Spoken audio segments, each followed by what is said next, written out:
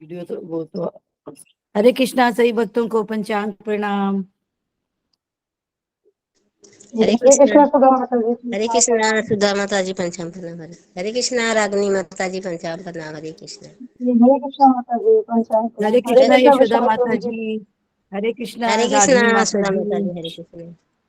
हरे कृष्णा। हरे कृष्णा हरे कृष्णा। हरे कृष्णा सभी भक्तों को पंचांग प्रणाम। हरे कृष्णा सारे भक्तों को पंचाम हरे प्रणाम। कृष्णा माता जी पंचांग प्रणाम। हरे हरे कृष्णा हरे कृष्णा हरे कृष्णा। कृष्णा।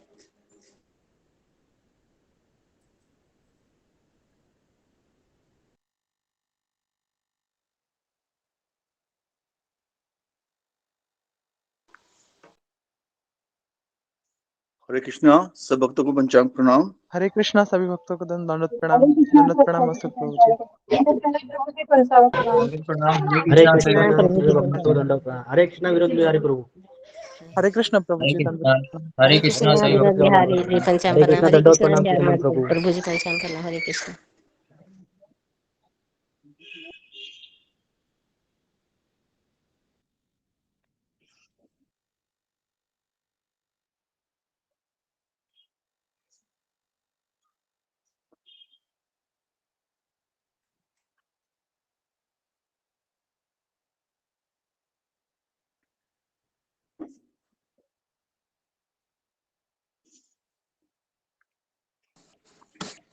हरे कृष्णा कृष्णा मोहन प्रभु जी पंचाम प्रणाम। हरे कृष्णा। हरे कृष्ण कृष्ण प्रभु जी दंडवत प्रणाम। सभी हरे भक्तों को कृष्णा दंडवत। कृष्ण मोहन प्रभु जी पंचांग प्रणाम। हरे विनोद कृष्णा प्रभु बिहारी जी प्रभु जी पंचांग प्रणाम। पंचांग हरे प्रणाम। कृष्णा। दंडवत प्रणाम सुधा माता जी। मोहन प्रभु जी अशोक प्रभु जी पंचांग प्रणाम। एकता सुमानी माता जी पंचांग प्रणाम। हरे कृष्णा शीला माता जी रागिनी माता जी पंचांग प्रणाम। हरे कृष्णा माता जी पंचांग प्रणाम।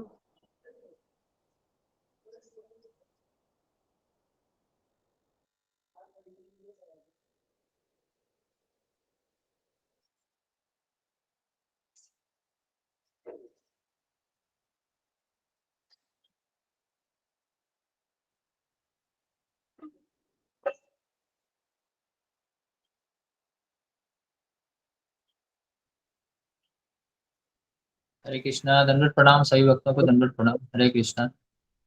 हरे कृष्णा प्रभु जी आरती स्टार्ट करूं क्या?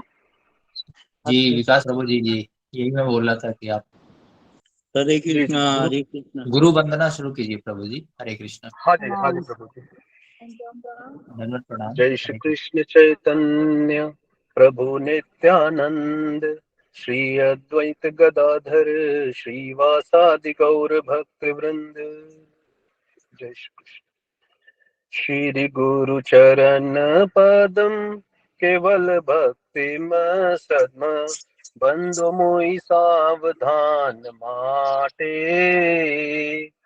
जहरा प्रसाद भाई ते भव तोरिया जाई कृष्ण प्राप्ति होई जाते गुरुमुख पद्म वाक्य चित्त कोरिया एक अर न कोरी हो मान्य आशा श्री गुरु चरण रति ऐसे उत्तम गति जे प्रसाद शुद्ध सर्व आशा चक्षुदान दिलो जी जन्मे जन्मे प्रभु से दिव्य ज्ञान हृदय प्रकाशितो प्रेमा भक्ति जहाँ होते अविद्या विनाश जाते वेद गजहर चारितो श्री गुरु करुणा सिंधु अधम जनार बंधु श्री गुरु करुणा सिंधु अधम जनार बंधु लोकनाथ लोकेरा जीवन हाँ प्रभु कोरो दया दो मोरे पद छाया हाँ प्रभु कोरो दया दो मोरे पद छाया हे बेजस घोष को त्रिभुवन प्रभु पात पतित पवन गुरुदेव लई लो शरण जय जय प्रभुपाद प्रभुपाद प्रभुपाद जय जय प्रभुपाद जय जय गुरुदेव गुरुदेव गुरुदेव जय जय गुरुदेव। जय निताई हरि बोल हरि बोल हरि बोल, निताई हरि बोल। हरे कृष्ण। बहुत सुंदर प्रभु जी। बहुत सुंदर गाया प्रभु जी। बहुत सुंदर प्रभु जी, बहुत हरि सुंदर। बोल, हरे हरि कृष्णा। बोल। बहुत सुंदर प्रभु जी। जय सच। बहुत अच्छा गाया प्रभु जी, हरि बोल हरि बोल।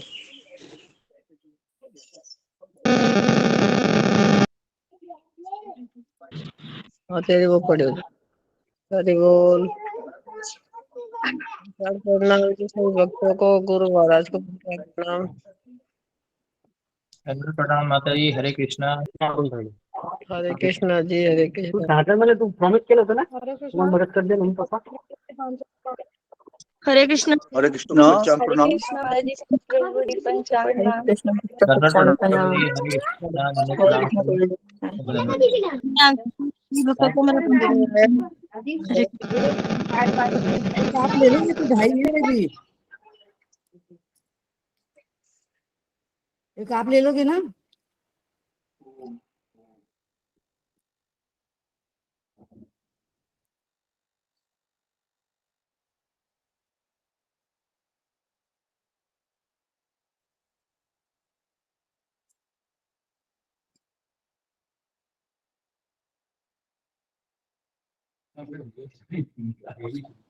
हरे कृष्णा सभी ये भक्तों बहुत को खाना ये पड़ रहा है। साष्टांग प्रणाम। हरे कृष्ण। हरे कृष्णा सभी भक्तों को मेरा धन्यवाद प्रणाम। हरे कृष्णा प्रभु जी, हरे कृष्णा। प्रभु जी धन्यवाद प्रणाम।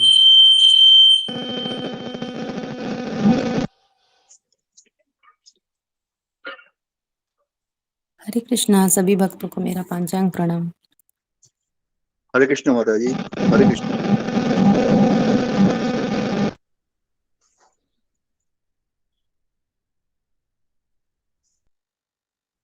हरे कृष्णा। दंडवत प्रणाम सभी भक्तों को। हरे कृष्णा सभी भक्तों को पंचांग प्रणाम। हरे कृष्ण प्रभु जी, दंडवत हरे प्रणाम कृष्ण। अन्य माता जी। दंडवत प्रणाम। हरे हरे कृष्णा। कृष्णा। ऋषिकेश हरिद्वार यात्रा संबंधित कुछ अनाउंसमेंट है जो मैं आपके साथ शेयर करना चाहता हूँ कि ऑलरेडी जो माता जी वहाँ पे हम अरेंज कर रही हैं, उन्होंने सारी सूचना दी थी हम लोग को। आप लोग अवगत होंगे, माता जी ने ऑलरेडी बताया था दूसरी इंटरव्यू में। तो आप लोग म्यूट कर लीजिए माता 12, जी। 13, 14 हाँ को माता चल जी, लोगे आप ना म्यूट इधर, कीजिए प्लीज। ना? काइंडली माइक म्यूट कर लीजिए। हरे कृष्णा। ओके, हरे कृष्णा हरे गुरु कृष्णा। दंडवत प्रणाम गुरु जी। हरे कृष्णा। जी। हरे कृष्ण गुरु जी पंचांग हरे कृष्णा गुरु जी पंचांग कृष्ण गुरु जी पंचांग प्रणाम। हरे कृष्णा। हरे कृष्णा गुरु जी पंचांग प्रणाम हरे गुरु कृष्णा जी। गुरु जी पंचांग प्रणाम। हरे कृष्णा, हरे हरे कृष्णा कृष्णा। हरे हरे कृष्ण कृष्णा गुरु जी पंचांग हरे प्रणाम। कृष्णा। सभी भक्तों को हरे पंचांग। कृष्णा पंचांग हरे प्रणाम। कृष्णा हरे कृष्णा। हरे कृष्ण गुरु जी पंचांग हरे प्रणाम। कृष्ण सभी गुरु जी, भक्तों को दंडवत पंचांग प्रणाम। प्रणाम। हरे कृष्णा हरे सबको हरे कृष्ण गुरु जी कृष्णा। धन्यवाद प्रणाम। हरे कृष्ण गुरु जी धन्यवाद प्रणाम। हरे कृष्ण हरे गुरु जी दंड कृष्णा प्रणाम। हरे कृष्णा हरे कृष्णा। ओम अज्ञानतिमिरन्धस्य ज्ञानाञ्जनं शलाकया चक्षुरुन्मीलितं येन तस्मै श्रीगुरुवे नमः। मुखं करोति वाचालं पुङ्गुं लङ्घयते गिरिं यत्कृपातमहं वन्दे श्रीगुरुदीनतारिणं। नमो विष्णुपादाय कृष्णप्रेष्ठाय भूतले श्रीमते राधानाथ स्वामी इति नामिने। जय श्री कृष्ण चैतन्य प्रभु नित्यानंद श्री अद्वैत गदाधर श्रीवासादि गौर भक्त वृंद। हरे कृष्णा कृष्ण कृष्ण हरे हरे, हरे राम राम राम हरे हरे। ओके, हरे कृष्णा, सबका स्वागत है सत्र में। पंचांग प्रणाम। हरे कृष्णा।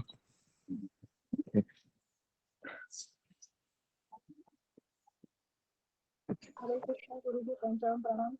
जी कुछ अन्य कुछ पंचांग कृष्णा प्रणाम में गुरु जी। हरे कृष्णा गुरु जी पंचांग बताना है। प्रणाम। जी गुरु जी। जी हाँ, दंडवत प्रणाम गुरु जी। हरे कृष्णा हरे गुरु जी। कृष्ण। गुरु जी, जो ऋषिकेश जो हरिद्वार जी यात्रा जी है, तो भक्तों से रिक्वेस्ट करना है कि वो जिनको भी जाना है वो अपना कंफर्मेशन एक बार कर लें। माता जी ने ऑलरेडी पूरे डिटेल से स्वागत करने के लिए वहाँ और बहुत ही भावुक है और वो अच्छे तरीके से करना चाहती हैं, लेकिन लोग अपना कंफर्मेशन नहीं दे रहे हैं, तो लास्ट मोमेंट में अगर देंगे तो फिर असुविधा होगी और उनको भी कष्ट होगा जो एक अपने लिए पूरे तरीके से वो तैयार हैं करने के लिए। तो भक्तों से निवेदन यही है कि जो भी जाना चाहते हैं अपना, तो कृपया आप राधिका माता जी को कंफर्मेशन दे दें, ताकि राधिका माता जी कंसोलिडेटेड लिस्ट जो है उनसे शेयर करेंगी और अकॉर्डिंगली वो व्यवस्था करेंगी। लोगों की व्यवस्था करना, रहने का, खाने पीने का, तो ये बहुत ही इसमें समस्या होती है। बराबर तो है। ये आप नहीं, सभी लोग जी जी समझते जी हैं इस बात जी को, जी तो कृपया आप जी लोग जी इसको डिले मत कीजिए। ऑलरेडी आज 12 तारीख हो गया, समय भी नहीं है। जी अभी और जी जी जी जी गुरु जी, तो वही निवेदन करना है भक्तों से कि वो अपना जल्दी से जल्दी अपना कंफर्मेशन दे दें। दूसरा जी गुरु जी जी, जो अपने ग्रुप में नेहा गुप्ता माता जी हैं, जो हिमांशु गुप्ता नाम से लॉगिन करती हैं, उनके हाँ हाँ बेटे का आज जन्मदिन है। हाँ उनका हाँ नाम अच्छा अच्छा अच्छा कुशाग्र गुप्ता है, सागर तो गुप्ता, उनका हाँ जन्मदिन है। और जी जी हरे कृष्णा जो गुरु दो जी, भक्तों का पंचांग हम लोग अनुष्ठान सभी भक्तों को पंचांग अनुष्ठान। गुरु जी, जो दो भक्तों के लिए जो हम लोग ऑलरेडी डेली करते हैं, दीप शर्मा और विनोद वर्मा प्रभु जी के लिए, तो उनके लिए जी जी तो हम धन्यवाद। जी ये हाँ नेहा गुप्ता के लड़का सागर गुप्ता का जन्मदिन है, तो उसको आप सारे भक्त आशीर्वाद दीजिए कि वो भगवान का भक्त बने। और दीप शर्मा और एक क्या नाम है उनका, गुरु अमन, जी विनोद वर्मा, और इनके विनोद बेटे का वर्मा, नाम है गुरु जी कुशाग्र। उषाग्र, ओके, जी उषाग्र कुशाग्र। गुप्ता, ठीक है, उषाग्र गुप्ता। और ये जी दीप शर्मा, और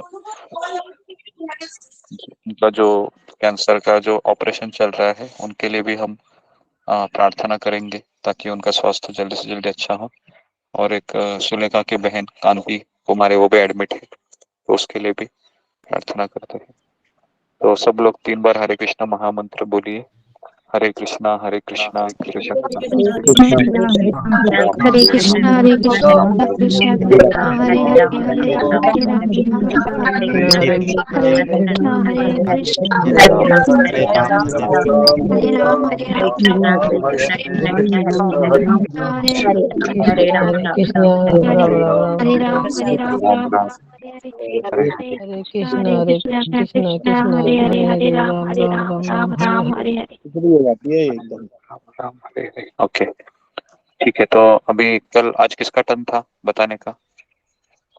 विकास प्रभु जी का है गुरु जी, हरे कृष्णा विकास गुरु जी, निगम प्रभु जी। दंडवत प्रणाम। हाँ हाँ जी जी बोलिए। गुरु जी, कल आपने जो ये स्टोरी आरंभ की थी, तो वो 1935 से स्टार्ट हुई थी, जहाँ पे प्रभुपाद जी को पता चलता है कि उनके गुरुदेव वृंदावन आए हुए हैं, तो वो उनसे मुलाकात लेने के लिए फिर से जाते हैं राधा कुंड के किनारे। राधा कुंड के बारे में आपने बताया था कि वहाँ पे राधा कृष्ण जी ने लीला की थी, तो वो उस समय अपने बेटे के साथ जाते हैं, तो उनके गुरुजी उनको जो है, उनके बेटे को एक जैकेट गिफ्ट करते हैं। और ये कार्तिक मास का टाइम होता है, तो यहाँ पे एक और उल्लेख आपने किया था कि कार्तिक मास में जाना मतलब ऑस्पिशियस होता है, शुभ होता है। फिर एकांत में समय पाकर के जब प्रभुपाद अपने गुरुजी से मिलते हैं, तो वो उनको बताते हैं कि वो थोड़े चिंतित चल रहे हैं, क्योंकि उनके कुछ वरिष्ठ शिष्य हैं जिनके आपस में कुछ डिस्प्यूट हो गए हैं वहां पे, कमरे और इन सब चीजों को, मतलब पेटी इश्यूज को लेकर के वहां पे है। और उनकी बातों से प्रभुपाद जी ये समझ पाते हैं कि शायद वो उनसे किसी तरह की हेल्प चाहते हैं। तो प्रभुपाद जी उनसे पूछते हैं कि आप बताइए मैं क्या सेवा कर सकता हूँ।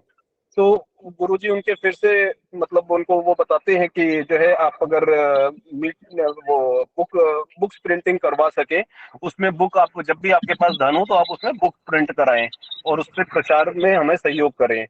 और वहां पे एक वो चीज और भी बताते हैं कि मतलब आग लग जाएगी, अभी जिस तरह से वो माहौल चल रहा है उनके शिष्यों के बीच में, उस तरह से वो आग लगने का भी जिक्र करते हैं बंगाली भाषा में। इसके बाद प्रभुपाद जी जो है बॉम्बे जाते हैं, और वहां से फिर अपने गुरुजी को एक बार लेटर लिखते हैं, जिसमें कि वो अपनी एक इनेबिलिटी शो करते हैं कि मैं गृहस्थ हूँ, इस वजह से मैं आपकी वो सेवा नहीं कर पा रहा हूँ जैसे और शिष्य वहां पे आपके समीप रह करके कर पाते हैं, सिवाय कुछ डोनेशन के जो ये दे पाते हैं। तो उनका भी 2 हफ्ते बाद उसका रिप्लाई आता है गुरुजी का, जहाँ पे गुरुजी उनको बताते हैं कि आप अपनी जो इंग्लिश की नॉलेज है उसको यूज करिए हमारे प्रचार कार्यों में, ताकि जो चैतन्य महाप्रभु की टीचिंग्स है उनको ज्यादा से ज्यादा प्रचारित किया जा सके, ज्यादा से ज्यादा लोगों तक पहुंचाया जा सके। और इस तरह से कह करके फिर वो 1936 में उनके गुरुजी का देह त्याग देते हैं। तो ये स्टोरी 1935 से और 39 तक में आपने ये बताई थी। इसके बाद फिर 39 में इससे आपने शुरू किया था कि उसी समय जर्मनी का वॉर छिड़ जाता है, जो जिसमें कि जापान जो है इंडिया के ऊपर अटैक करते हुए बर्मा को करके और बंगाल तक आ चुका होता है। उस समय हमारे जो सेना होती है उसकी संख्या केवल 1.75 लाख होती है, और क्योंकि ब्रिटिश रूल होता है उस समय, तो उसको एकदम से बढ़ाने के लिए वहाँ पे मैनिपुलेशन करते हैं लोग, उसमें अनाजों की होर्डिंग और वो सब करते हैं, जिससे कि बंगाल में 150 साल का सबसे बड़ा अकाल की स्थिति उत्पन्न हो जाती है। तो लोगों उसमें शर्त ये रखते हैं कि जो लोग सेना ज्वाइन करेंगे उनको तो खाना मिलेगा, बाकी के लिए बहुत महंगा हो जाता है। तो इस तरह से वो संख्या एकदम से 20 लाख पहुंच जाती है। ये सब देख करके प्रभुपाद जी सोचते हैं कि वैसे तो पृथ्वी माता ने हमें पर्याप्त भोजन उत्पन्न करती है और जितने भी जीव इस धरती पर हैं उन सब का पालन पोषण अच्छी तरह से हो सकता है। अगर कुछ कमी है इस पृथ्वी पर तो वो केवल कृष्ण भावना की कमी है, बाकी और कोई भी कमी नहीं है। इसी दरमियान वो बॉम्बे से कोलकाता चले जाते हैं, और कोलकाता में फिर जब जाते हैं तो वो वॉर छिड़ चुका होता है, उस समय अपने चरम पे होता है, और कोलकाता में लगातार बमबारी हो रही होती है। तो उसमें उस समय सभी लोग कोलकाता छोड़ करके जा रहे होते हैं, तो लोग इनके पास भी आते हैं कि चलो यहाँ तो बमबारी हो रही है, हम लोग यहाँ से छोड़ के चलते हैं। तो उसमें उनकी एक अनन्य भक्त होता है, जो एक प्रवीण भक्त होता है, उसकी एक झलक दिखती है कि जब इतना माहौल खराब हो उसके बाद भी उनको अपने कृष्ण पर इतना भरोसा होता है, तो वो पूड़ियां तल रहे होते हैं और वो बमबारी को ऐसा समझते हैं कि भगवान कृष्ण आ रहे हैं और मैं उनके लिए पूड़ियां बना रहा हूँ, उनको भोग अर्पित करने के लिए। तो इस तरह से उनका एक व्यक्तित्व हमारे सामने आता है। और यहाँ पे इसके बाद जो है वो इसी बीच में उनको जब ये मतलब सब चल रहा होता है तो उनको थोड़ा शांति मिलती है, उसकी वजह से वो 1944 में अपना फर्स्ट एडिशन जो बैक टू गॉड हेड है उसको पब्लिश कर पाते हैं। इसके बाद 1945 में वो लखनऊ शिफ्ट हो जाते हैं और लखनऊ में एक अभय चरंडे एंड सन्स नाम से अपनी एक फैक्ट्री को स्टार्ट करते हैं जो प्रोडक्शन के लिए, जो कि 40,000 रुपए में वहां पे उन्होंने लिया हुआ था। तो वो लेने के बाद उनका शुरू करते हैं, उसके बाद ही उनके कुछ वर्कर्स शिकायत करते हैं कि वहाँ कमरे में भूत है। तो यहाँ पे फिर से हम उनके अनन्य भक्त का वो दर्शन कर पाते हैं कि जब वो सब भूत कह के डर रहे होते हैं तो वो जाते हैं वहाँ पे और पूरा हरे कृष्ण महामंत्र का कीर्तन करते हैं और कहते हैं ये सुन करके बोस्ट जो वहाँ पे भूत है वो भाग गया है। फिर वो अपनी एक चिट्ठी लिखते हैं अपने गुरु भाई को, जिसमें वो लिखते हैं कि ही इज नॉट हैप्पी, मतलब वो अपने परिवार से पूरी तरह से खुश नहीं है, जिस तरह से उनके पत्नी और उनके बच्चों का वो है रिस्पॉन्स है, ना वो लोग उनके बिजनेस में सपोर्ट कर रहे हैं और ना ही आध्यात्मिक उसमें उनका आगे वो कुछ करने का वो कर रहे हैं। और देखते ही देखते जो है उनको लखनऊ की का जो फैक्ट्री होता है उसका रेंट काफी बढ़ जाता है और कुछ लैंडलॉर्ड के साथ डिस्प्यूट्स हो जाते हैं, जिसकी वजह से उनको उस फैक्ट्री को भी बंद करना पड़ता है और वहां पे भी उनको लॉस होता है। इसके बाद 1947 में फिर अपने हिंदू मुस्लिम के वॉर शुरू हो जाता है बिकॉज ऑफ पार्टीशन, जो अपना इंडिया पाकिस्तान का पार्टीशन हुआ था। तो उस समय काफी लोग मतलब मर रहे थे और जो ग्रुप टकरा रहे थे, और मतलब आपने एक जिक्र किया था कि वहाँ लाशें इस तरह से पड़ी थी उसमें कोई पहचान नहीं पा रहा था कि जो है हिंदू कौन है मुसलमान कौन है, और म्युनिसिपलिटी वाले आकर के उन सबको लेके जा रहे हैं एक तरह से। तो ऐसे माहौल में आपने एक और हमें एक उदाहरण दिया था, एक एनोलॉजी दी थी कि रेशम का जो कीड़ा होता है ना, वो उस रेशम को छोड़ता नहीं, उसी में अपने आप को बढ़ाता चलता है और वो अल्टीमेटली रेशम के साथ जब प्रोसेस हो रहा होता है तो जैसे मरता है वो उसी में मर जाता है। तो वही कुछ हमारे अभी है। तो इसके लिए हमारे को गुरु के ज्ञान की हमें हमेशा आवश्यकता पड़ती है। और इससे पहले वाले उल्लेख में गुरु के ज्ञान का आपने एक ये भी बताया था कि जब वहां पे सरस्वती ठाकुर जी के शिष्यों के बीच में जो डिस्प्यूट हुआ था, उसमें एक रीजन ये भी आपने उल्लेख किया था कि उनमें उन लोगों ने गुरु की शिक्षा को न सुनने की बजाय वहां पे आपस में अपना हक जताने लगे, जबकि तरीका ये होता है कि जब गुरु नहीं रहे तो हमें उनके संदेशों को, उनके उपदेशों को सुनना चाहिए, उससे हमें आगे का प्रेरणा मिलती है, आगे का रास्ता दिखता है। तो इस तरह से आपने हमें बताया था। फिर इसके बाद महात्मा गांधी जी को भी एक आपने जिक्र किया था कि उन्होंने चिट्ठी लिखी थी और उनको आगाह किया था कि आपके ऊपर हमला हो सकता है, पर पता नहीं वो चिट्ठी उनको मिली या नहीं मिली, और उसी के कुछ दिन बाद उनका जो है उनकी हत्या कर दी जाती है। इसके बाद उन्होंने इंदिरा गांधी जी को भी चिट्ठी लिखी थी, जिसमें उन्होंने 2-3 डिमांड्स अपनी रखी थी कि जो भी परमानेंट वीजा दिया जाए उन सारे अमेरिकन शिष्यों को जो वहाँ अमेरिका से शिष्य थे उनके। इसके अलावा एमएलए जो है वो अपने 4 नियमों का पालन करना चाहिए। फिर जो अपने गवर्नमेंट ऑफिसेज होते हैं वहाँ पे रोज हमारी मंगल आरती होनी चाहिए, बट उसके ऊपर मना कर दिया था इंदिरा गांधी जी ने। और बाद में उनका भी 1984 में उनकी भी ऐसे गोली मार के हत्या कर दी गई थी। और वहाँ पे आप एक चाणक्य पंडित जी की भी एडवाइस देते हैं कि 2 लोगों पे कभी भरोसा नहीं करना चाहिए, एक होता है पॉलिटिशियन लीडर और दूसरा होता है एक स्त्री जो आध्यात्मिक नहीं है। तो ये गुरुजी आपने मतलब जो मेरे को बताया था और उससे मैं जो ले पाया वो चीजें मैंने यहाँ पे बताई हैं। और इसमें एक जो कंक्लूजन हम देखते हैं कि प्रभुपाद जी का, कि उनका एक कृष्ण भक्ति की तरफ रुझान बना था और भगवान ने भी उस रुझान को बनाए रखने की तरफ, अगर हम उनके लाइफ के ये सारे पहलुओं को देखें, चाहे उनकी गृहस्थ लाइफ हो चाहे उनकी बिजनेस से रिलेटेड लाइफ हो, उन्होंने सारे एफर्ट्स किए, सारी चीजें सही करने की कोशिश की, बट कहीं भी कंक्लूड नहीं हो पाए। अल्टीमेटली कंक्लूजन उनको तभी मिला जब उन्होंने वो भक्ति में आकर के, और जब वो अमेरिका गए और वहां से उन्होंने शुरू किया। तो भगवान ने हमारी राह चुन रखी है, वो चीज का एक लेसन मैंने ये अभी तक समझा है गुरुजी। कोई भूल चूक हुई हो तो प्लीज मुझे क्षमा कर दीजिएगा। हरे कृष्णा गुरुजी। हरि बोल।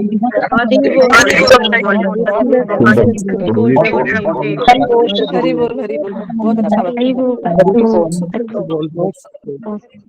अच्छे से ये बहुत अच्छा बताया विकास निगम ने।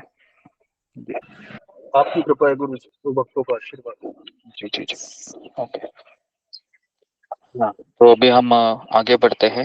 तो आज हमारा आखिरी दिन है इस सप्ताह का प्रभुपाद लीलामृत। तो आज हम देखेंगे कि कैसे श्रील प्रभुपाद है ना झांसी में प्रचार करेंगे, है ना।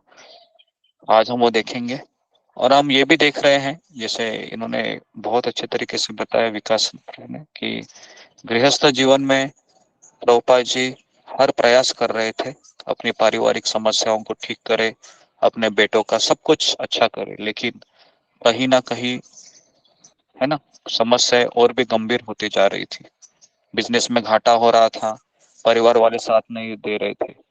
इस परिस्थिति में भी उन्होंने कृष्ण को नहीं छोड़ा। तो हमारे जो फाउंडर आचार्य है, संस्थापक आचार्य, हाँ, ऐसे भक्ति वेदांत स्वामी प्रभुपाद, ये इनका स्टोरी हम इसलिए पढ़ रहे हैं कि जिन्होंने इस संस्था का निर्माण किया है उस व्यक्ति का जीवन कैसे रहा है। और हम जब अपने जीवन में संघर्ष करते हैं और हम जब तुलना करते हैं, है ना, तब हमें लगता है कि मेरा जीवन तो ऐसा नहीं है, मेरे जीवन में तो अभी तक इतना समस्या नहीं आई है ना, और भी बहुत सारी समस्या आने वाली है ना, ये तो कुछ नहीं है ना। तो इसलिए प्रभुपाद लीलामृत, ये मैंने पहले भी बताया था। मैं जब 2014 में जहाज में गया था तो मैं सोच रहा था कि मेरा 6 महीने का ट्रिप रहता है, तो मैं 6 महीना इस समय कौन सी किताबें लेके जाऊं, क्योंकि मुझे किताबें पढ़ने का बहुत शौक था। तो मैंने फिर ये प्रभुपाद लीलामृत का, तब 1000 रुपए का कीमत था, इंग्लिश में 6 वॉल्यूम आते हैं। तो मैं हमेशा इंग्लिश किताबें पढ़ता हूँ, क्योंकि प्रभुपाद ने सारी किताबें इंग्लिश भाषा में लिखी है। तो मैं वो 6 वॉल्यूम लेके गया था मैं जहाज में, और उस समय मैंने उस है ना पूरा लीलामृत मैंने खत्म किया था उस 6 महीने में। और तब मुझे क्लिक हुआ था कि ये सही चीज है जो करनी चाहिए, क्योंकि उसमें बहुत सारे फेलियर मैंने देखे थे, और इतने फेलियर होने के बाद भी प्रभुपाद है ना अपने गुरु के संदेश को छोड़े, ना उन्होंने कृष्ण को छोड़ा। तो ये बात मुझे वहां पर क्लिक की थी, है ना। और मैं चाहता हूँ कि ये बात आपको भी क्लिक करे, जैसे हम लीलामृत पढ़ रहे हैं, है ना। क्योंकि काफी बार साधक इसलिए निराश हो जाता है क्योंकि उसके पारिवारिक समस्याएं ना बहुत कमजोर हो जाती है, और तभी वो व्यक्ति लूज हो जाता है, ऐसा देखा गया है। तो इसलिए पारिवारिक आसक्ति से हमको निकलना ही होगा, क्योंकि यही आसक्ति हमें कृष्ण से दूर ले जाती है ना। तो अभी हम आगे बढ़ते, ओके, लीलामृत में। हाँ, जी। अब भाई अभी झांसी जा रहे थे, व्यवसाय के लिए नहीं जा रहे थे। किसके लिए जा रहे थे? प्रचार के लिए। 1 महीने पहले अक्टूबर 1952 में अभय अपने बिजनेस के सिलसिले में झांसी गए थे। तो उनके एक ग्राहक थे जिनका नाम था श्रीमान दुबे। वो किसी झांसी के एक अस्पताल के मालिक भी थे। और इन्होंने जब श्रीमान दुबे ने देखा कि अभय है, ये फार्मेसी के बिजनेस भी चलाते हैं और एक अच्छे भगवत गीता का एक प्रचारक भी है, तो फिर ये श्रीमान दुबे ने क्या किया, अभय को कहा कि आप क्यों नहीं हमारे गीता मंदिर में आप प्रवचन देते हैं। तो झांसी में बहुत सारे लोग धार्मिक भी है। फिर अभय ने कहा कि ठीक है, मैं जरूर, क्योंकि मैं भी यही चाहता हूँ कि मैं प्रवचन दूं, और जैसे आपने कहा है तो मैं जरूर प्रवचन देने के लिए आऊंगा।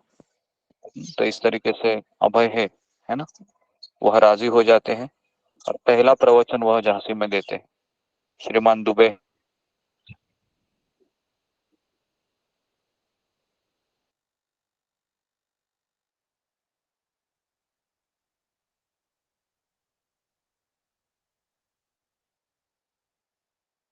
गुरुदेव की आवाज नहीं आ रही या मुझे ही नहीं आ रही है? आवाज नहीं आ रही है, नहीं आ रही, हमें भी नहीं आ रही है। नहीं आ रही। हमें भी नहीं आ रही है। आवाज नहीं आ रही गुरुजी। मंजू माता जी, आप ग्रुप से नाम नंबर ले लेना मेरा। आपका तो मैंने ढूंढा बट मुझे मिला नहीं। मैंने भी आपका ढूंढा कई दिन, मुझे मिला ही नहीं आपका भी नंबर। मैंने भी कई दिन ढूंढा है। आप ना, मैं अभी नंबर अपना डाल देती हूँ, आप नोट कर लो, मेरे को फिर मैसेज करना। मैं चैट ओके बॉक्स में ओके, डाल देती हूँ। जी जी।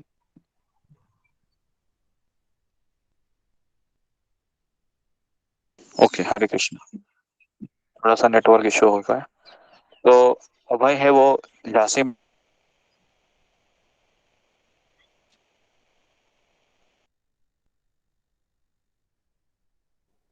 आवाज नहीं आ रही गुरुजी। आ रही गुरुजी आपकी आवाज। मंजू माता जी, आप दिल्ली में कहाँ रहती हो? माता जी, मैं मतलब मेरा मायका तो बुराड़ी की तरफ है, और जो मेरा ससुराल है वो कालका जी है। अच्छा अच्छा, ठीक है। हाँ। मेरी ससुराल वहीं पे पास में आश्रम में, आश्रम है ना। अच्छा अच्छा, हाँ आश्रम हाँ, दिल्ली में है, मैंने सुना है। दिल्ली जो निजामुद्दीन के साथ ही है, निजामुद्दीन हाँ लाजपत हाँ, नगर से पहले ना। हरे लाजपत कृष्ण, ये नगर सारे से पहले। रिकॉर्ड हो रहा है। आप लोग के जो भी बात कर रही हैं ये रिकॉर्ड हो रहा है ये, और ये अच्छा अच्छा, वीडियो अपलोड होता है। तो आप लोग नंबर सॉरी ले लें सॉरी और सॉरी शेयर प्रभु करें जी, किसी को भी सॉरी रहता है। प्रभु जी, भूल जाते हैं क्योंकि ये एक्चुअली, सब, सॉरी। क्योंकि ये अपलोड हो रहा है, प्लीज माफ कीजिए। हरे कृष्ण।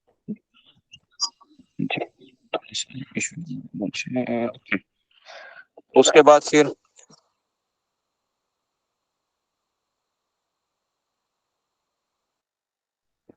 गुरु जी आवाज नहीं आ रही।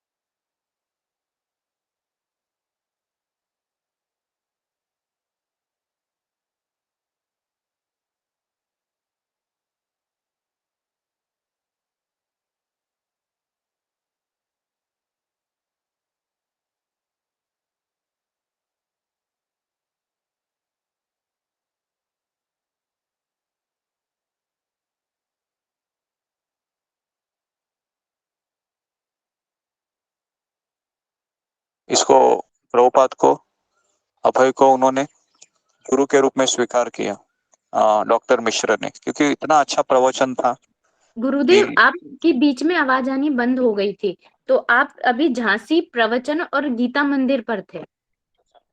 अच्छा ठीक है। तो जैसे कि, ठीक है, मैं वापस बता रहा हूँ कि गीता मंदिर में जो इनवाइट किया था मिस्टर दुबे ने, तो वहां पर गीता मंदिर में जैसे प्रवचन देते हैं अभय, इतना सुंदर प्रवचन करते हैं कि झांसी के कई भक्त है ना, कई धार्मिक लोग हैं, अभय के गीता के प्रवचन की सराहना करते हैं। और वहां पर एक प्रभाकर मिश्र करके एक आयुर्वेदिक का प्रोफेसर बैठा रहता है, बहुत उच्च शिक्षित था वो। उसने जब देखा ये प्रवचन, सुना प्रभुपाद से, अभय से, तो डॉक्टर मिश्रा ने प्रभुपाद को अपने गुरु के रूप में मन में स्वीकार किया, बहुत प्रभावित हुआ, है ना। तो इसके लिए जो शुद्ध भक्त की वाणी बहुत स्ट्रांग रहती है ना। तो इस तरीके से डॉक्टर मिश्रा ने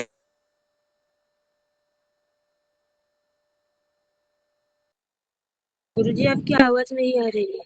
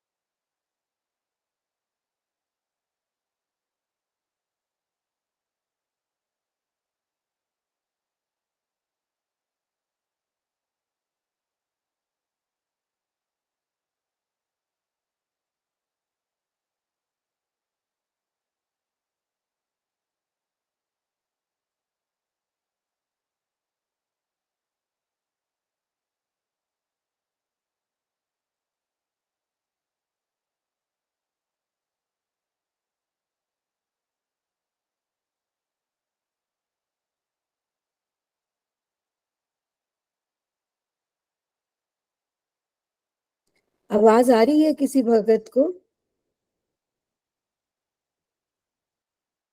नहीं माता जी। नहीं माता जी, नहीं आ रही। जी जी ठीक है।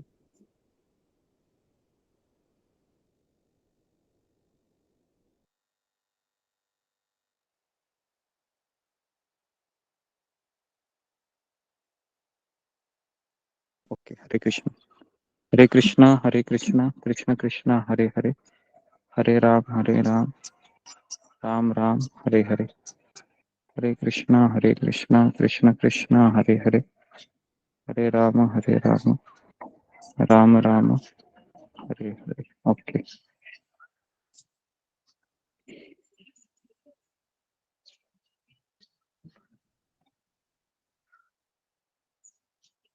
जी।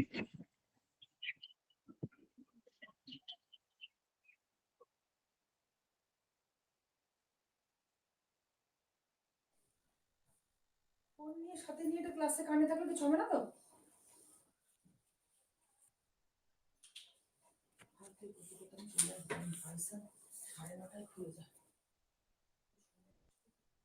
একটু ইয়ারফোনটা কানে লাগিয়ে রাখো, শুনতে পাচ্ছি।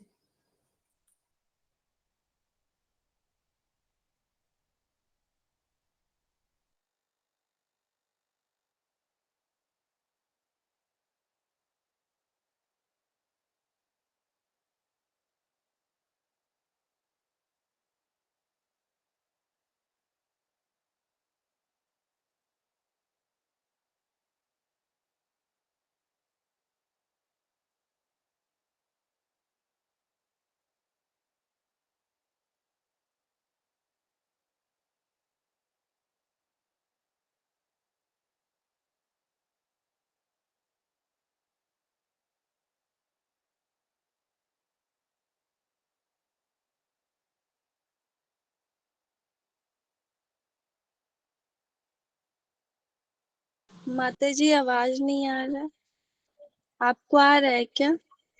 नहीं आ रही, नहीं आ रही माता जी। नहीं आ रहा है माता जी। हरे कृष्णा। ओके हरे कृष्ण। थोड़ा सा मेरा डिवाइस है वो ओवरहीट हुआ है, तो इसके लिए बार बार रिस्टार्ट हो रहा है, तो मैं प्रयास कर रहा हूँ जी। ओके जी थोड़ा अपने से दूर रखिए, अगर ओवर हीट हो गया तो ठीक नहीं है, पास होता हूँ से थोड़ा दूर रखिए अपने से डिवाइस को।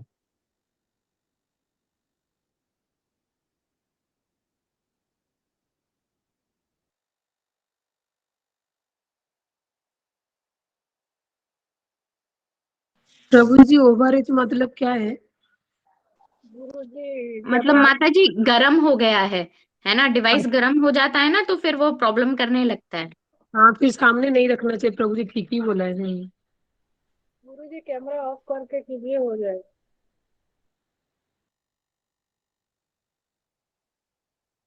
सुधा माता जी, आप कहाँ पर रहती हैं? मैं तो वैसे तो मैं दिल्ली में ही है, मेरे सारे रिलेटिव्स, लेकिन मैं पानीपत में रहती हूँ। फिर बोलेंगे वो प्रभु जी की रिकॉर्डिंग चालू है, प्लीज। रिकॉर्डिंग हो रही है? अच्छा माता जी।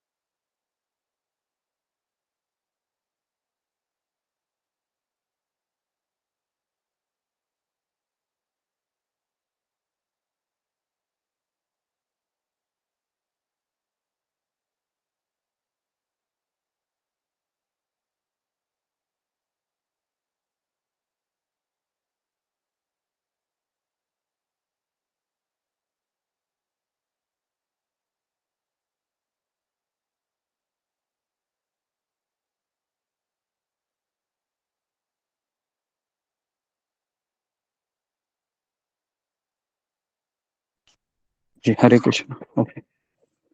हरे कृष्णा कृष्णा कृष्णा हरे हरे, हरे राम राम राम। मेरा कैमरा है, मैं ऑफ रख रहा हूँ, ठीक है। हाँ, मेरा आवाज सुनाई दे रहा है सबको? जी गुरु जी। हाँ जी, हाँ जी, हाँ जी, हाँ जी गुरु जी। हाँ जी, ठीक है। तो जैसे ही वह डॉक्टर प्रभाकर है, वह अभय से बहुत है ना आकर्षित होता है, और अभय को, है ना, तब एक्चुअली अभय ने संन्यास नहीं लिए थे, मतलब शिला प्रभुपाद संन्यास नहीं लिए थे, और लेकिन वह उनका उम्र था 56 ईयर था, 1952 की ये बात है। और उनके गुरु ने जो उनको आदेश दिया था 1922 में दिया था, तो 52 माइनस 22, तो 30 साल बीत चुके थे, है ना। तो इससे हमको एक शिक्षा मिलती है, अगर आध्यात्मिक गुरु हमको आदेश देते हैं, है ना, तो हम उस आदेश को पोस्टपोन कर सकते हैं, लेकिन उसको मना नहीं कर सकते। मैं वापस बता रहा हूँ, बहुत इंपॉर्टेंट स्टेटमेंट है कि अगर आध्यात्मिक गुरु हमको कोई आज्ञा देते हैं या आदेश देते हैं, तो हम उसको पोस्टपोन कर सकते हैं, क्योंकि शायद ऐसा हो सकता है कि अभी परिस्थितियां अनुकूल नहीं है, लेकिन जैसे ही, है ना, हम प्रयास करते रहना है उस चीज के लिए। तो अभय के जीवन में हमको ये देखने को मिल रहा है कि 30 साल हुए थे, पहले वो अपने परिवार को सेटल कराना चाह रहे थे, और इसीलिए उन्होंने कारोबार शुरू किया था इलाहाबाद में, है ना। लेकिन उसके बाद उन्होंने अपने गुरु से मिले रहे थे, उसके बाद गुरु भाइयों का उन्होंने आपस में झगड़ा भी देखा, और ये भी सोच रहे थे कि मैं कैसे प्रचार करूं, क्योंकि घाटा हो रहा था बिजनेस में, है ना, कई सारी चीजें एक साथ आ रही थी। लेकिन अभी उम्र हुआ था 56 ईयर, तो अभी वो समय आ गया था, है ना, जिसमें वो अपने आप को समर्पित कर सके। तो इसलिए उन्होंने झांसी में आ गए, है ना। झांसी एक जंगल था, आज से कई हजार वर्ष पहले भगवान रामचंद्र ने वहां पर तपस्या की थी, और वनवास काल में पांडव भी यहाँ पर रहे थे। और एक भारतीय वीरांगना थी जिसका नाम था लक्ष्मीबाई, उसका भी एक घर रहा था, जिन्होंने 19वीं सदी के मध्य में अंग्रेज शासन के विरुद्ध स्वतंत्रता संग्राम का आंदोलन आरंभ करने में भाग लिया था। घोड़े पर सवार, ऊपर उठे हाथ में तलवार लिए हुए, झांसी की रानी लक्ष्मीबाई का मूर्ति पूरे नगर में प्रभुपाद बता रहे थे कि मुझे दिख रहा था, है ना। और इस तरीके से, है ना, अभय का जो पहला जो कदम था झांसी में वह संपन्न हुआ। उसके बाद फिर अभय ने सोचा कि ठीक है, अभी मैं झांसी को अपना केंद्र बनाता हूँ। तो वह डॉक्टर शास्त्री थे वहां पर, वह उनके साथ वो रहने लगे अभय। तो डॉक्टर शास्त्री अपनी दवाखाने में व्यस्त होते और अभय वहां पर बैठता था, क्योंकि अभय कौन थे, कंपाउंडर का कार्य करते थे ना, फार्मेसी संभालते थे। तो मरीजों से वो बातें करते थे, क्योंकि अगर आपने देखा होगा ना, तो जब कोई मरीज आता है ना दवाखाने, तो उसको आधा घंटा बैठना ही पड़ता है, बराबर है ना, तुरंत उसको डॉक्टर नहीं लेते हैं। तो आधा घंटा प्रभुपाद क्या करते थे, उससे बातें करते थे और दवाओं के नुस्खे बताते थे, लेकिन अधिकतर वो प्रचार ही करते थे। और झांसी में रहकर प्रचार करने से वे इतने संतुष्ट थे कि वही उनका जीवन था। लोग उनके प्रचार के प्रति ग्रहणशील थे। हरे कृष्ण कीर्तन का उनका आग्रह वे स्वीकार करने लगे थे। हर वस्तु त्याग कर फल के लिए कृष्ण पर निर्भर रहते वे दिन रात प्रचार करने की उनकी अभिलाषा और वृद्धि हो रही थी, है ना। तो डॉक्टर शास्त्री ने कहा कि वो हमेशा सारा दिन वो घूमते रहते और चैतन्य और अपने गुरु महाराज इनका संदेश का प्रचार करने की बातें करते थे। वे दृढ़व्रत भी थे, आत्मविश्वासी थे, उनके मन में तनिक भी संदेह नहीं था। सचमुच वे सदैव प्रचार में लगे रहते। हरेर नाम हरेर नाम एव केवलम। हाँ, ऐसे डॉक्टर शास्त्री, क्योंकि उन्हीं के साथ रह रहे थे ना, उनको वो अभय के बारे में बताते हैं। उसके बाद फिर, है ना, अभय है, वह किसी ने अभय को कहा कि यहाँ पर एक झांसी में एक विशाल एक इमारत है जो कई सालों से बंद पड़ी है, भारतीय विद्या भवन, है ना। तो ये जो जगह है, जो श्वेत संगमरमर के, है ना, 8 अलंकृत स्तंभों पर खड़ा था ये, और बहुत सुंदर ये इमारत थी। और उस अभय ने देखा उस इमारत को, और अभय चाह भी रहे थे कि यहाँ पर मेरा कोई खुद का जगह हो। तो उन्होंने देखा कि उस पे हरे राम राम राम हरे हरे ये शब्द लिखे हुए थे। तो एक राधेश्याम मुल्लिक करके एक सज्जन थे, उन्होंने उस बिल्डिंग को दिखाया था अभय को और कहा कि क्या लगता है आपको इस जगह के बारे में। तो अभय ने कहा कि भगवान ने ये भवन मेरे लिए बनाया है। उस क्षण से अभय उस भवन को प्राप्त करने के लिए दृढ़ संकल्प हो गए। लेकिन वहां पर भी एक औरत बीच में आ गई, है ना। तो अभय वहां पर दिसंबर जनवरी के में अभय ने वहां पर भक्तों की संघ की स्थापना की, क्योंकि कई लोगों को अभय का विचार पसंद आया कि आप कृष्ण भावना का प्रचार कर रहे हैं, गीता के ऊपर आप प्रवचन कर रहे हैं, चैतन्य महाप्रभु का विग्रह, है ना, उनके साथ वो लाए थे। तो उन्होंने चैतन्य महाप्रभु का वो विग्रह इंस्टॉल किया और बड़ी संख्या में लोग आने लगे, है ना। और फिर जन्माष्टमी के समय उन्होंने क्या किया, वहां पर जन्माष्टमी मनाई। काफी वैष्णव वहां पर आए थे। डॉक्टर मिश्र भी, जो प्रभाकर मिश्र है, जिसने अभय को गुरु माना था, वो भी वहां पर आया था। और बहुत सारे भक्त वहां पर आए और वहां पर कीर्तन, प्रसाद और प्रवचन के लिए सैकड़ों आदमी समा सकते थे, इतना बड़ा जगह था वो, है ना। अभय को ये बहुत अच्छा लगा कि मेरे गुरु महाराज ने जो मुझे प्रवचन बताया था, है ना, प्रचार करो, वो मैं कर पा रहा हूँ। और उसके बाद फिर, है ना, कुछ समय है, वह झांसी के बाहर भी उनको जाना पड़ता था, क्योंकि उनका बिजनेस भी चला था लखनऊ में, है ना, कई कई जगह पर। तो इस तरीके से, है ना, 16 मई 1953 में अभय ने वहां पर लीग ऑफ डिवोटीज की स्थापना की। ये पहला उन्होंने प्रचार कार्य केंद्र खोल दिया। लीग ऑफ डिवोटीज, है ना, मतलब भक्तों का समूह, हिंदी में अगर अनुवाद करूँ तो वहां पर फिर अभय को विश्वास हो गया कि भारतीय भवन एक भक्त संघ के केंद्र के रूप में स्थापित हो जाएगा। लेकिन उनके झांसी आने के लगभग 6 महीने बाद अचानक उनको एक पत्र आता है, जिससे उनके पिछले संबंध अचानक याद हो गए, क्योंकि 6 महीने बहुत व्यस्त थे वो, ना परिवार के प्रति उनका कोई दायित्व था, बस प्रचार कार्य में लगे थे, है ना। लेकिन अचानक उनको तार आता है। देखिए अभी देखो कृष्ण किस तरह के से अचानक, है ना, कृष्ण की योजना से सब होता है। अचानक तार आ गया। तार में लिखा था कि इलाहाबाद में उनका बिजनेस में चोरी हो गई है। उनके नौकर उसके सारे पैसे, दवाइयाँ और कीमती वस्तुएं चुरा कर ले गए।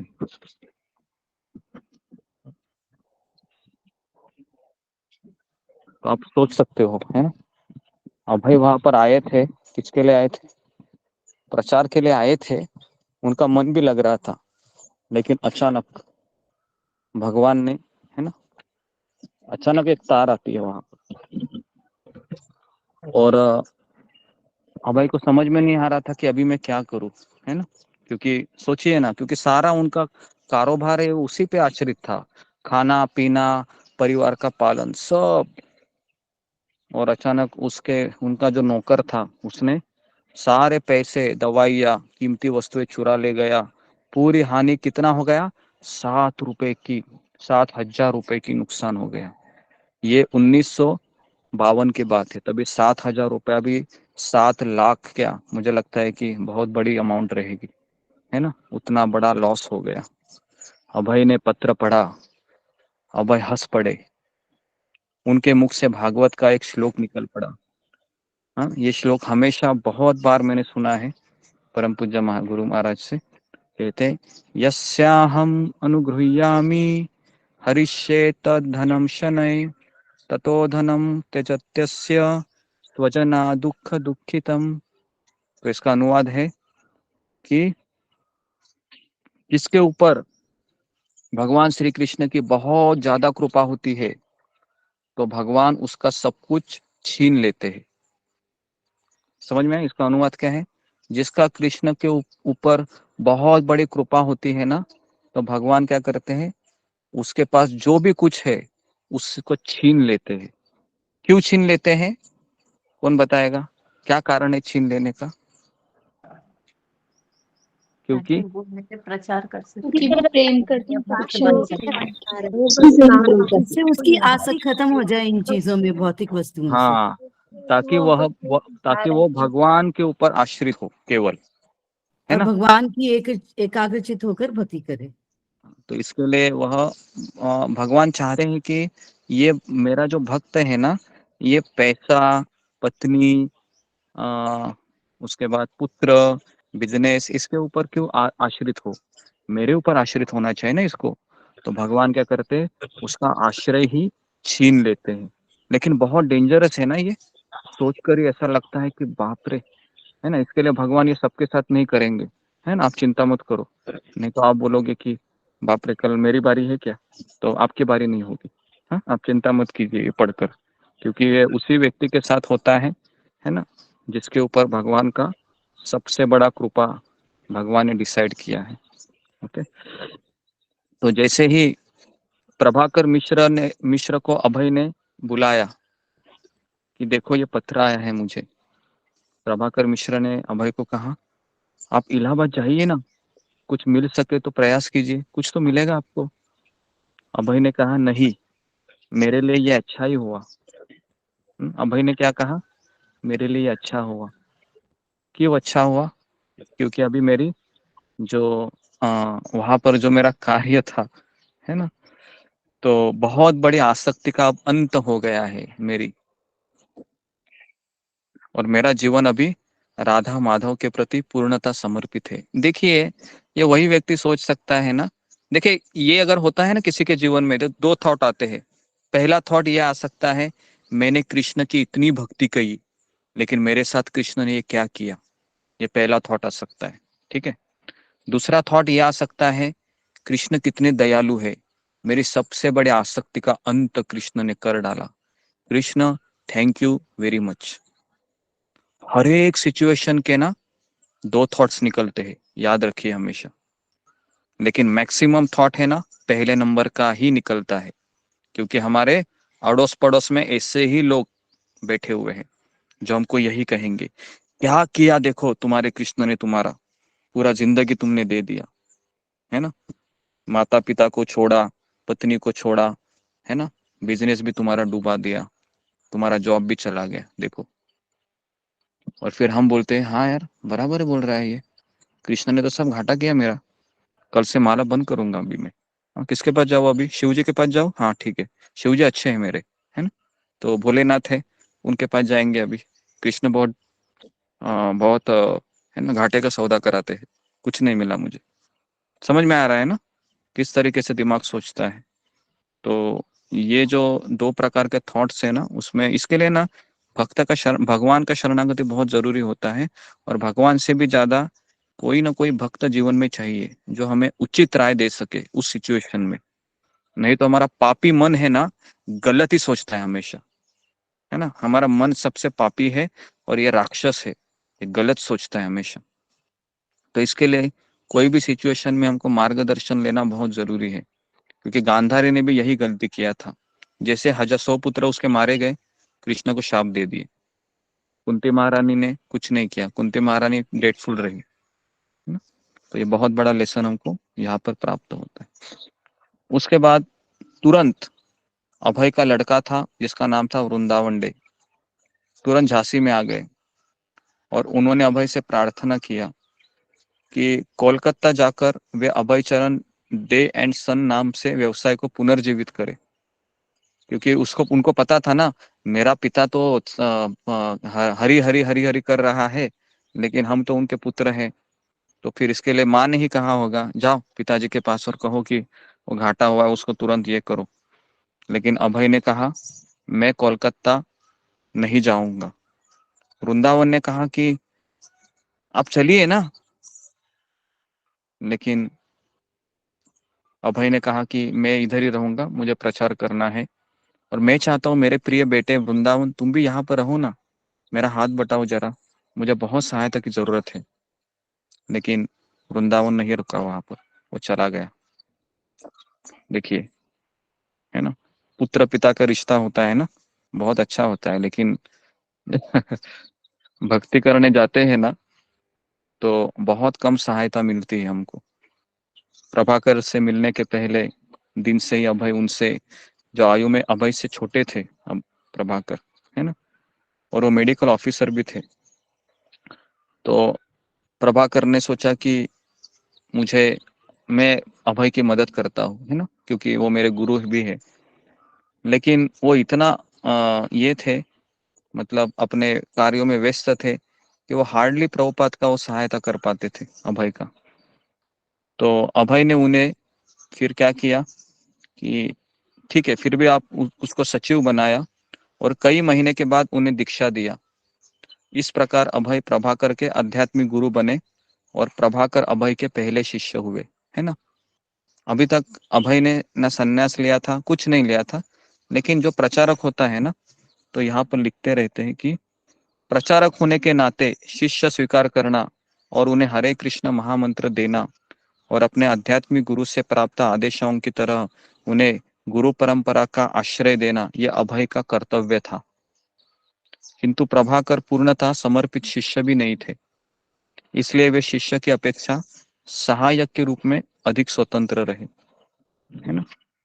तो प्रभाकर मिश्र कहता है कि जब भी मैं स्वामी जी से मिलता था तो स्वामी जी मुझे कहते थे तुम एक ब्राह्मण हो, तुम होटल में क्यों खाना खा रहे हो, तुम मेरे साथ आ जाओ, मैं स्वयं तुम्हें खिलाऊंगा। तो इस तरीके से वो कहते थे कि मेरे गुरु मेरे लिए प्रसाद बनाते थे, है ना।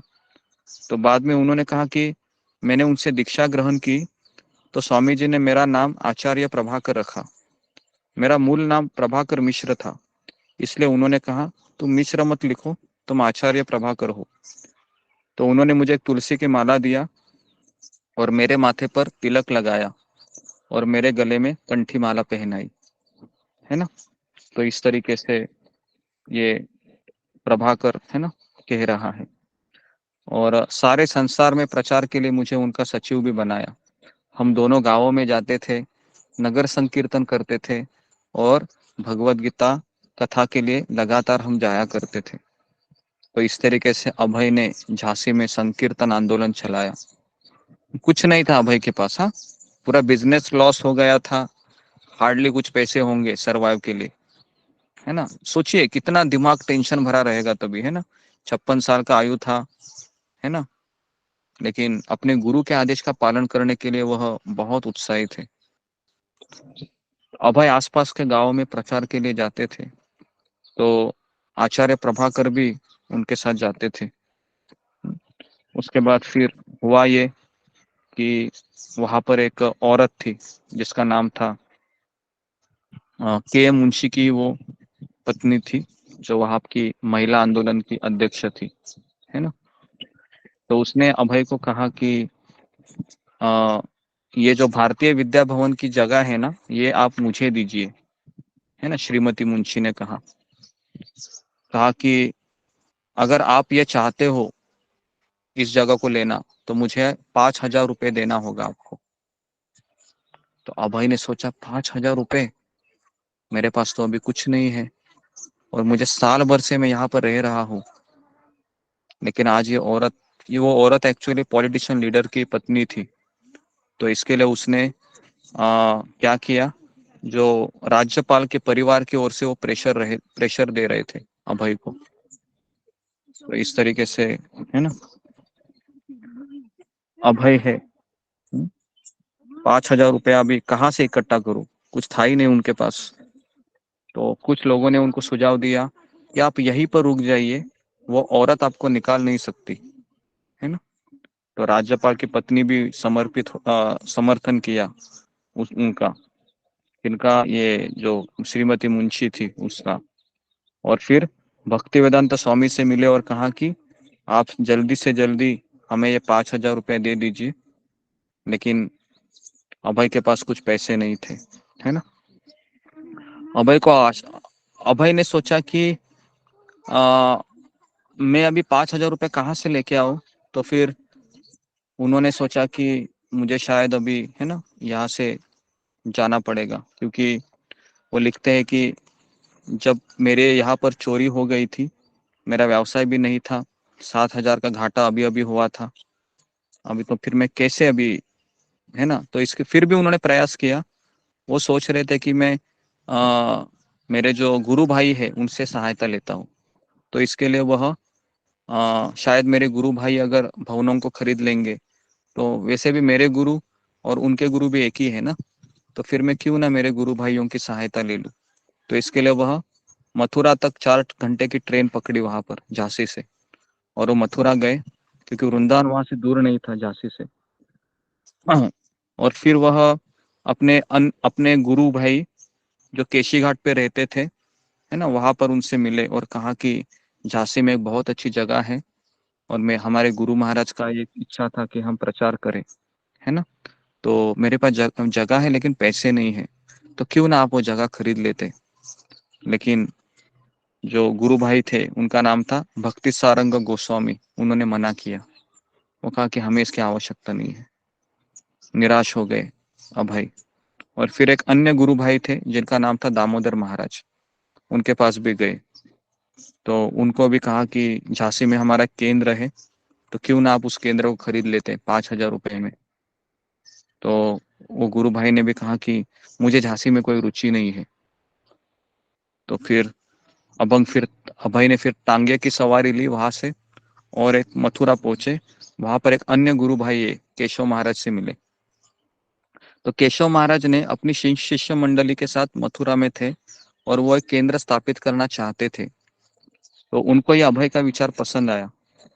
तो अभय और केशव महाराज ने मिलकर एक पत्र श्रीमान भयल को लिखा, जिसमें उन्होंने अपनी प्रार्थना उनके सामने रखी, और कहा कि हमारे आंदोलन का उद्देश्य है कि अखिल मानव जाति को कृष्ण भावना प्राप्त हो, है ना। तो इस तरीके से उसके बाद अभय और केशव महाराज तथा उनके शिष्य एक साथ झांसी की यात्रा पर रवाना हुए। केशव महाराज अपने दल के साथ कीर्तन करते हुए, प्रवचन देते हुए कई दिन झांसी में टिके रहे, है ना। लेकिन जैसे ही समय बीतता गया, है ना, और केशव महाराज भी चाह रहे थे कि झांसी में मुख्यालय बनाने है ना। लेकिन वो भयल, श्रीमान भयल से मिलने के पहले वो कुछ कुछ राजी थे, लेकिन भयल से मिलने के बाद वो असहमत होने लगे, केशव महाराज भी। क्योंकि अभय सहमत हुए कि भक्ति सिद्धांत सरस्वती ने कहा था कि प्रचारक को बड़े नगरों में जाना चाहिए, है ना, ये एकांत में भजन नहीं करना चाहिए।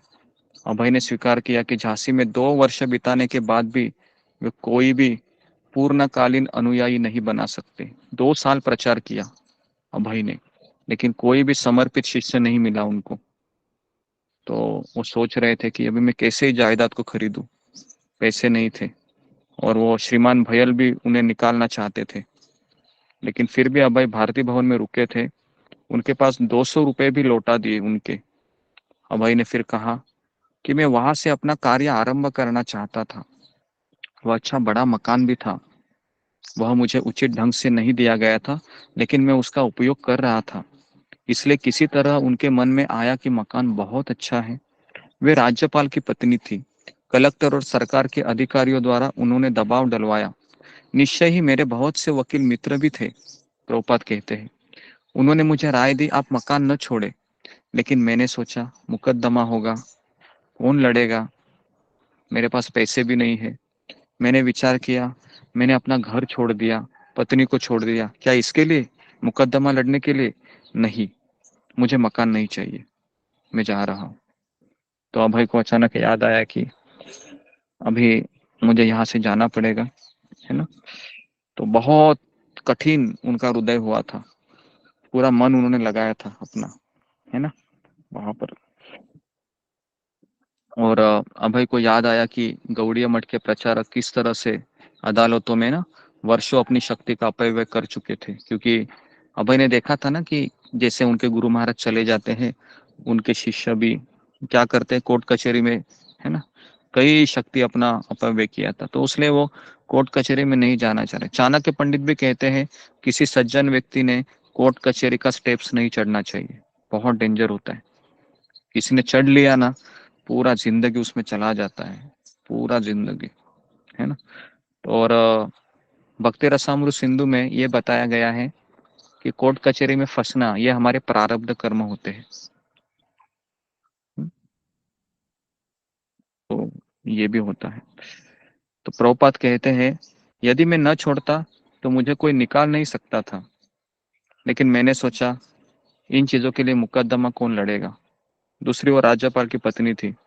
मैंने सोचा कि छोड़ना ही अच्छा रहेगा, और मेरे पास पैसे भी नहीं थे। मैंने सोचा कि व्यर्थ की यह आदमी झंझट कौन पालेगा, तो मैंने छोड़ने का निश्चय किया। अपने मित्रों से उन्होंने कहा कि वे उनकी अनुपस्थिति में लीग ऑफ डिवोटीज का संचालन करते रहे। उनके जाने से सारे उनके जो शिष्य थे, शिष्य नहीं बोल सकते, फॉलोअर थे, उदास हो गए। उनके कुछ मित्रों ने कहा कि महिला समिति के कार्यों की, है ना, उन्होंने प्रशंसा नहीं किया कि इसने ऐसा क्यों किया। वे अभय की आर्थिक सहायता नहीं कर सके थे, यद्यपि वे जानते थे कि अभय अपने बूते पर भवनों को नहीं खरीद सकते थे। अभय के घनिष्ठ अनुयायी उनके जाने से अधिक दुखी हो गए, लेकिन अभय ने उन्हें विश्वास दिलाया कि हमारे संबंध कायम रहेंगे। जब कोरोना का समय था ना, तब परम पूज्य राधानाथ स्वामी महाराज अमेरिका में थे। तो वहां पर वो प्रवचन करते थे ऑनलाइन ऐसे ही, और वो कहते थे कि जब प्रभुपाद जी बीमार होकर वृंदावन गए थे अमेरिका से, तो काफी भक्त उनके जाने से निराश हुए थे। लेकिन प्रभुपाद है अपने पत्र के द्वारा अपने शिष्यों को धाड़स दिलाते थे कि मैं वृंदावन में बैठकर हरे कृष्ण महामंत्र का जप कर रहा हूँ, और आप अमेरिका में बैठकर हरे कृष्ण महामंत्र का जप कर रहे हैं, तो हम दोनों एक साथी है ना, हम दोनों एक साथी है। तो इसलिए, है ना, हम कहीं पर भी रहे दुनिया के कोने में, चाहे कोई, है ना, उत्तराखंड में रहे, कोई उड़ीसा में रहे, कोई बंगाल में रहे, है ना, अगर हम हरे कृष्ण महामंत्र का जप कर रहे हैं और अगर आप भी कर रहे हैं, तो हम सब एक साथी है, हम अलग नहीं है। यही सीख हमारे आचार्यों ने हमें दी है ना। तो इसलिए कभी हमें ये नहीं सोचना चाहिए कि मैं अकेला हूँ। नहीं, अगर हम हरे कृष्ण मंत्र का जप कर रहे हैं तो हम कभी अकेले नहीं है, क्योंकि ये मंत्र किसने दिया है, एक मंत्र हमको प्रभुपाद जी ने दिया है, हमारे गुरु ने दिया है। तो इस तरीके से आचार्य प्रभाकर भी है ना एकदम रोने लगे थे कि मेरे गुरु मुझे छोड़कर जा रहे हैं। तो उनकी बहुत सारी महत्वाकांक्षा थी, उनको प्रचार करना था, लेकिन अभय को भारतीय भवन छोड़ना पड़ा। और जब वो बाहर जा रहे थे तो दीवारों पर लीग ऑफ डिवोटीज अंकित था। उदास हुए वो, वहां उन्हें सहज अपने आप सफलता मिली थी। वे झांसी के शिक्षित युवा वर्ग के लोगों के शुरू से ही मार्गदर्शक बन गए थे, और यह षड्यंत्र न रचा गया होता तो वे वहां से कभी न जाते। किंतु उन्हें लगा कि उनकी कोई वास्तविक पसंद नहीं है ना। वे वहां के एक परिवार के कर्ता के रूप में व्यवसाय के लिए गए थे, बिना सर के एक वानप्रस्थी के रूप में उसे छोड़ रहे थे। कृष्ण की शरण में जाने के लिए मजबूर हो गए। उनकी योजनाएं अनिश्चित थी, लेकिन उनकी इच्छा बलवान थी, है ना। बहुत अच्छा लिखा है, उनकी योजनाएं अनिश्चित थी, पता नहीं था आगे क्या होने वाला है, लेकिन उनकी इच्छा शक्ति बलवान थी। तो मनुष्य ने कभी इच्छा शक्ति को कमजोर नहीं होना चाहिए, उनकी इच्छा शक्ति बलवान रहनी चाहिए हमेशा। उनका स्वास्थ्य भी अच्छा था, और उनके हाथ में चैतन्य महाप्रभु की मूर्ति थी जो वो वहां पर इंस्टॉल किए थे। उनको लेकर अकेले वो है ना लौट गए। जैसे लौट रहे थे वो सोच रहे थे मैं कहाँ जाऊँ अभी, मैंने मेरे घर को तो छोड़ा है, अभी झांसी को भी मुझे छोड़ना पड़ रहा है, कृष्ण मेरी इतनी परीक्षा क्यों ले रहे हैं। ये नहीं उन्होंने पूछा, उन्होंने कहा कि कृष्ण क्या इच्छा है पता नहीं। वो मथुरा गए और केशव महाराज को खोज निकाला उन्होंने, है ना, जो उनको साथ उनको झांसी दिलाने के लिए सोच रहे थे ना, उन्हीं के पास चले गए। तो इस तरीके से है ना, कल हम देखेंगे। मैं यहाँ पर रुकता हूँ।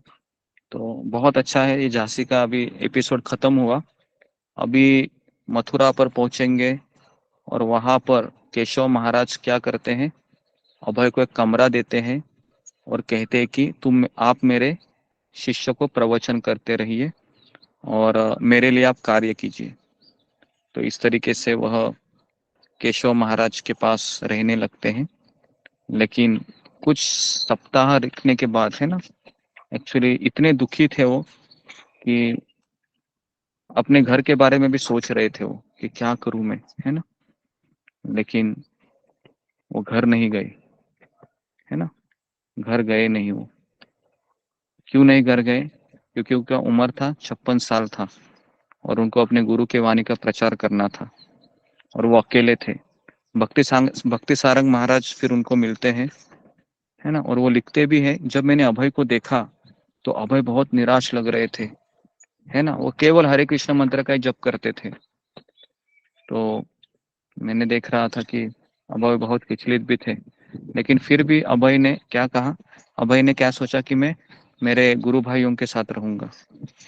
तो इस तरीके से वह ये मथुरा पर आते हैं और वहां पर वो रहते हैं, है ना। तो कई लोगों को अभय एक पागल व्यक्ति लग रहे थे, कौन है ये ऐसे घूम रहा है ना, लेकिन यही व्यक्ति है कल जाके एक संस्थापक आचार्य होने वाले थे, है ना।